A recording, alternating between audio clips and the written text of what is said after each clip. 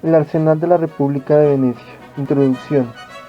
Venecia, reconocida por su hermosa arquitectura, tradiciones económicas, sus canales, su imperio marítimo y por ser quizás la primera industria europea dedicada a la construcción de barcos de guerra y barcos mercantes.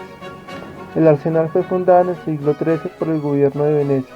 Al principio, la empresa se dedicaba al almacenamiento, unión y recondicionamiento de barcos durante el invierno.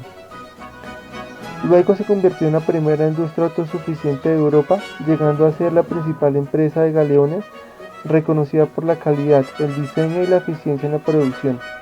El arsenal decayó en el siglo XVIII por su falta de innovación en términos de política, administración y tecnología, donde se retrasó con respecto a la industria inglesa y alemana, donde su principal aporte fue en el diseño de la carcasa. El arsenal fue una obra maestra de la organización en la construcción naval. Su función era producir y mantener los buques mercantes para defensa o comercio. El arsenal fue quizás la primera gran industria en Europa. Funcionaba sin problemas, su red de canales garantizaba su seguridad a pesar de tener guardias de patrullaje. Sus caminos eran en madera para destruirlos en tiempos de guerra.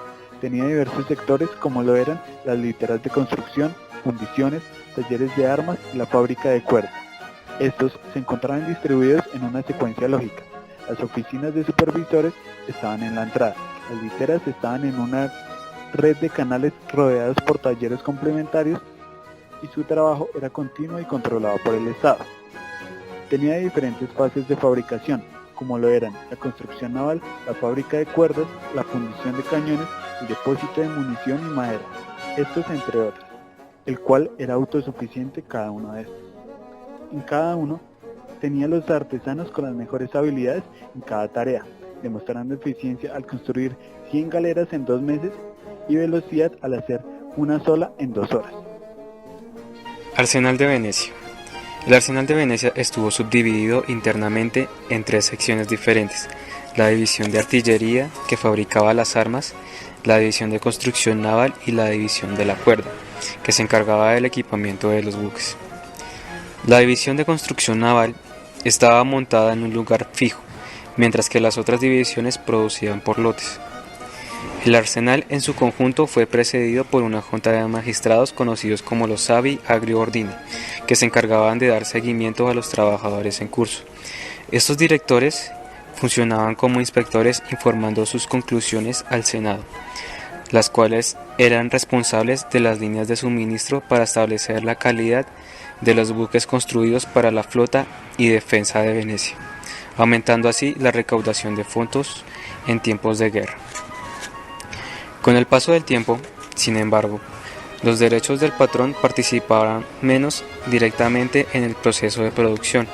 Se convirtieron en el principal responsable de la gestión del aspecto financiero de la gestión, la supervisión de las materias primas, los equipos, enlaces con diversos equipos institucionales, tales como los colegios, el Senado y el Consejo de los 10, los cuales estuvieron involucrados en el funcionamiento del arsenal. El más importante era el capataz, junto con el almirante que supervisó el programa de construcción naval, disponía de los números de trabajadores, asignación de trabajo y también es el responsable de revisar las solicitudes de los materiales, como también fue responsable de la seguridad y la seguridad de la fabricación de los barcos. En el siglo XVI, los carpinteros fueron divididos en 14 grupos de trabajo.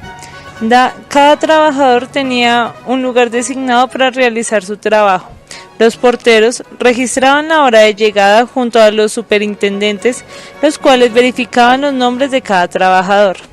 Los almacenes de herramientas y materiales fueron gestionados por 4 clases de personal. El delegado de Arsenal, Vicincio, comprobaba la calidad de la madera y se encargaba de almacenarla y distribuirla a los trabajadores, usando un recibo de retiro. El Arsenal fue organizado por un sistema B en el sector de la construcción, que era basado en el capataz y el maestro o artesano, que trabajaban en periodos fijos durante el año. La calidad en Arsenal de Venecia. A lo largo del siglo XVIII, Arsenale perdió la batuta ya que durante estos tiempos se presentaron algunas falencias en algunos de sus modelos. De ahí la calidad que adoptó la empresa Arsenale de Venecia consta de algunos puntos muy importantes, que son los siguientes. Las habilidades y experiencias de los artesanos en la construcción de los barcos. Para ingresar a esta compañía se requería de un tiempo específico y con ello buscaban que este conocimiento se transmitiera de padre a hijo.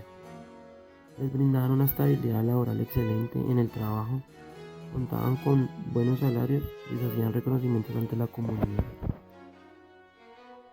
Todo esto eran métodos de incentivo. El segundo y no menos importante nos dice el concepto que adoptaron, el cual consistió en estandarizar las medidas de los barcos. También implementaron el ensamblaje progresivo en forma de línea. La calidad fue completamente integrada con la planificación de la empresa, la cual se extendió hacia el área de los suministros, en la estructura de la organización, los cuales se ramifican en dos puntos muy importantes: la obtención y dirección de los materiales, el entrenamiento y la supervisión de los trabajadores. Con ellos, implementaron oficinas de planeación y control. En ellos preparaban las especificaciones que debían tener, control de materiales como la madera, el cáñamo y la tela de velas con inspección de defectos. A lo largo de todo esto el Estado tomó control de los bosques y las tierras de cultivo. Hacían prácticas la autosuficiencia, lo cual conllevaban estrictas leyes, lo cual les exigía a los campesinos a sembrar, asegurando que los materiales que fueran a salir fueran de excelente calidad. Entonces la calidad fue asegurada a través de la inspección y la selección. Y otro muy importante fue con el control sobre los materiales y sus métodos de inspección. Diseño de barcos en el siglo XVIII. En el siglo XVIII, el Estado de Venecia trató de estandarizar los criterios del diseño de barcos y sus medidas, para crear un modelo que estuviera disponible para la repetición y garantizara la eficiencia en el mar. El primer modelo fue propuesto en el año 1716 por Francesco da Ponte. Propuso el Leone Triunfante, principalmente para campañas navales, y fue tomado como base para la construcción de futuros modelos. Años más tarde, Nobili propuso su modelo San Carlos. Este modelo presentó problemas debido a su falta de estabilidad, y el Arsenale tuvo que corregir los defectos en otros 5 barcos derivados del mismo.